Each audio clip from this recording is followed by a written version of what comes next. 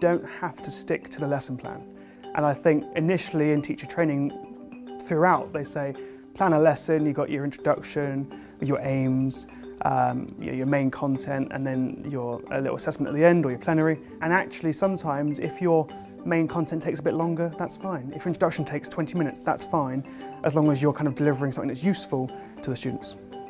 I think something to be aware of and a trap not to fall into would be, don't try and make every lesson the same, and don't try and stick to that structure you've got. If a task that you thought would take 5 minutes takes 15 or 20, that's fine. If it takes less than you thought, that's fine.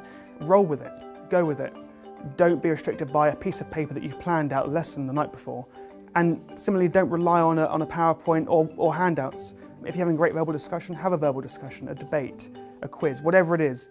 Whatever's working, roll with it, as long as it's benefiting the student and their final outcome.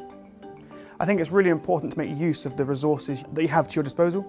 Things like Padlet, Direct Poll, Kahoot, there's hundreds of free or very cheap resources out there that really spice up your lesson and make it interesting to the students and actually assess them without them really knowing they're being assessed. One of the practical skills that I picked up fairly early on that wasn't in my training was the use of Post-it notes or similar, where they write down the key aims or the key goals of the lesson. Their goals or my goals, it's up to them, they're not written in stone, and then they tick them off as they go, like a checklist. And that really helps the student know where they are on the roadmap of the lesson, and therefore they can sort of plan how much they've learnt, how much they've got to go, what their knowledge base is right now, and go from there. If you learn your students' characteristics and who they are and why they are, you can teach to their needs, and the moment you do that, everything clicks together. I encounter difficult students on occasion, or those with additional needs or additional issues. The approach I take is a supportive approach.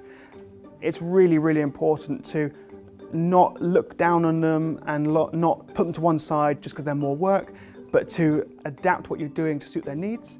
And if it takes more effort, then that's the job you're in. That really is your role, is to meet their needs, whether that's mental health or in the classroom with your particular subject. Whatever it may be, you have to put all your effort in to support them, and then use the additional departments, student support for example, to help with your end goal. New teachers feel that every classroom or every class behaves in the same way or should behave in the same way or respond to their content in the same way or their teaching manner in the same way.